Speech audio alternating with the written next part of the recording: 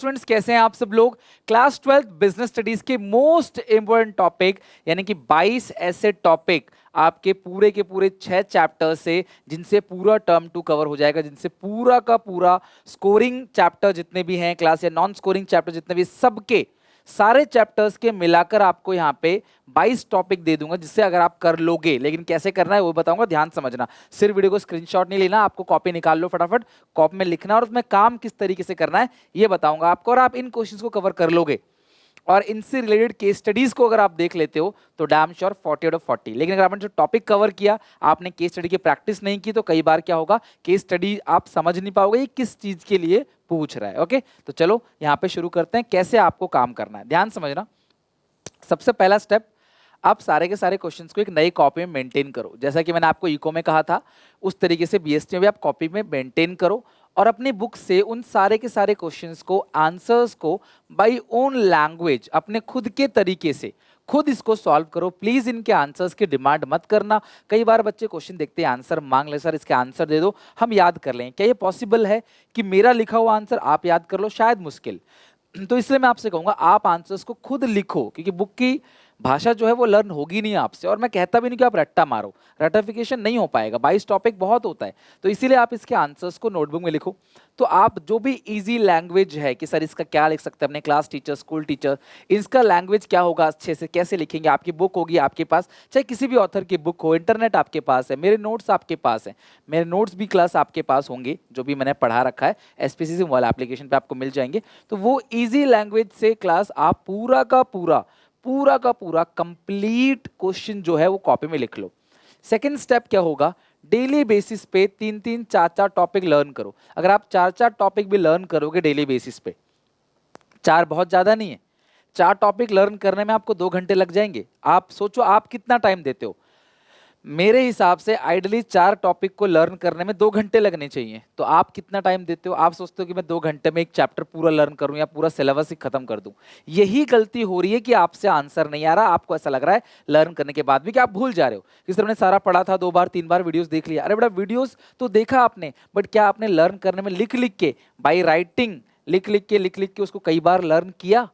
ये काम शायद आपने नहीं किया। ये काम आपको करना है, लर्न करो 4 क्वेश्चन को, लेकिन अच्छे से। अभी भी तुम्हारे पास बहुत समय है, आराम से तुम खत्म कर लोगे। 7 दिन नहीं, 10 दिन नहीं, 15 दिन का समय भी ले लो, लेकिन पूरा का पूरा खत्म करो किसी भी कीमत पे। ये सारे क्वेश्चंस को अच्छे से कर लो। उसके बाद मैं केस स्टडी की सीरीज दे दूंगा आपको पूरी, उसको एक एक बार देख लेना, तुम कनेक्ट करने लगोगे। Case study is just a habit. Case study question को पढ़ के समझने की, क्लिक करने की एक हैबिट है, और कुछ नहीं है। और ये टॉपिक आप यहाँ पे अच्छे से लिख लीजिए। करना आज आप सब क्वेश्चन नोट करोगे कॉपी में, लेकिन अगर आप इसका आंसर लिखने में मेहनत नहीं करोगे, क्योंकि आंसर जब ढूंढ ढूंढ के लिखोगे ना, तभी आपको चीजें लर्न होने लगेंगी, तभी आपको अच्छे से लर्न होने लगेगा। उसके बाद आप सैम्पल पेपर के लिए क्लास ये वाली बुक ले लेना, डिस्क्रिप्शन बॉक्स में लिंक है, यहां से जाके ये वाली बुक बाय कर लो। इसके अंदर 36 मेजर सैंपल पेपर है, हर एक सब्जेक्ट का, चाहे अकाउंट हो, चाहे इको हो, चाहे बीएसटी, हर एक चैप्टर का, चाहे फिजिकल एजुकेशन हो, मैथमेटिक्स का, हर एक चीज की सैंपल पेपर है। 7-7 सैंपल पेपर है, सीबीएसई का सैंपल पेपर है। अब उसमें से टारगेट उठाओ कि एक, जब ये सारा खत्म हो जाए तो एक दिन में एक सैंपल पेपर, और 7 दिन तक, या फिर आप एक मॉर्निंग में, एक इवनिंग में, या फिर बिफोर एग्जाम जो छुट्टियां मिलेंगी उनमें भी आप इन सैंपल पेपर्स को बना सकते हो। ये अगर आप करोगे, ये स्टेप्स अगर आप फॉलो करोगे, तो डैम श्योर क्लास आप अच्छे से कर पाओगे। पहला, इन सब क्वेश्चंस को याद करना। दूसरा, ओसवाल गुरुकुल का जो सैंपल पेपर है उसको बना लेना। आंसर राइटिंग की प्रैक्टिस उसमें से देख लेना। आई होप आप बहुत अच्छे से स्कोर कर जाओगे, राइट। तो चलो अब चलते हैं क्वेश्चंस पे। सबसे पहला हमारा जो चैप्टर है वो है स्टाफिंग। तो स्टाफिंग के अंदर क्लास आपको क्या करना है, सबसे पहला स्टाफिंग का प्रोसेस, सिलेक्शन प्रोसेस बहुत ही इंपॉर्टेंट है। इन दोनों में से कोई एक प्रोसेस आ सकता है, काफी इंपॉर्टेंट है। फिर मेथड, एडवांटेज और डिसएडवांटेज ऑफ इंटरनल सोर्स के मेथड क्या क्या है, किस तरीके से इंटरनल सोर्स ऑफ रिक्रूटमेंट की जा सकती है, एक्सटर्नल सोर्स ऑफ रिक्रूटमेंट किस तरीके से की जा सकती है, इसके मेथड्स क्या क्या, एडवांटेज क्या है, कंपनी के अंदर से एम्प्लॉय को लेंगे तो क्या एडवांटेज है, कंपनी के बाहर से एम्प्लॉय को लेंगे तो क्या एडवांटेज है। मैंने स्टाफिंग चैप्टर के अंदर बहुत डिटेल में बता रखा है। और बिजनेस एक ऐसा चैप्टर है, मतलब एक ऐसा सिलेबस है जिसके अंदर आप इन 6 के 6 चैप्टर्स की वीडियो भी अगर खत्म करोगे तो भी क्लास 4-5 दिन के अंदर आप पूरा डिटेल में खत्म कर लोगे। और फिर उसी नोट्स से क्लास इनके आंसर्स को उतार लेना, जो मेरे नोट्स दे रखे हैं मैंने आपको, जो मैंने स्लाइड्स यूज करी है, एसपीसीसी वाला एप्लीकेशन डाउनलोड कर लो, वहां पे है। तो आप उन सब क्वेश्चंस को लेके अपनी कॉपी फिल कर लो, मतलब इन सबको बना लो। बिफोर एग्जाम आप एक बार पन्ना पलटा के देख के चले जाना, बीच में सैंपल पेपर बना लेना, हो गया खत्म काम। लास्ट में जरूरत पड़े तो मॉक टेस्ट बना लेना। ट्रेनिंग और बेनिफिट्स, ट्रेनिंग और उसके बेनिफिट, ट्रेनिंग और उसके फायदे क्या है, वो सारी चीजें आपको देखनी है। जो मेथड है ट्रेनिंग का, on the job of the job, उस मेथड उस टेक्निक को देख के चलना है, इतना ही स्टाफिंग के अंदर है। डायरेक्टिंग में मास्लो की नीड हायरार्की थ्योरी, जो 5 नीड है जिसको लाइन बाय लाइन पूरा करना है, वो आप अच्छे से देख लेना। ऑल फाइनेंशियल और नॉन फाइनेंशियल इंसेंटिव, ठीक है, क्लास इंटेंसिव नहीं है, इंसेंटिव है, राइट। ऑल फाइनेंशियल और नॉन फाइनेंशियल इंसेंटिव, यानी कि monetary incentive, non monetary incentive, वो आप एक बार देख के चले जाना, राइट। क्योंकि इंसेंटिव से क्वेश्चन इनडायरेक्टली पूछेगा, आपको केस स्टडी पूरी दे देगा, आप बोलेगा आपसे बताओ कि ये मॉनेटरी है या नॉन मॉनेटरी है, और है मॉनेटरी तो कौन कौन सा है पॉइंट, बोनस है या फिर क्लास आपका मॉनेटरी के अंदर पे एंड अलाउंसेस है, मॉनेटरी के अंदर क्लास प्रॉफिट शेयरिंग है, को पार्टनरशिप है, ये है क्या ये चीज।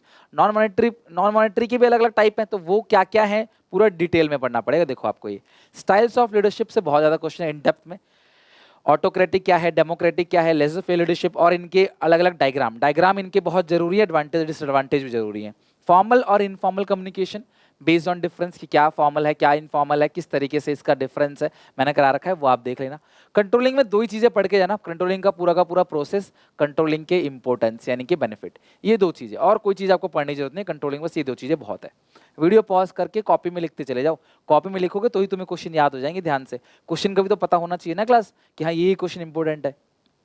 स्क्रीनशॉट में कहाँ याद रहेगा, पड़ी रहेंगी स्क्रीनशॉट फोन में, जैसे और नोट्स पड़े रहते हैं।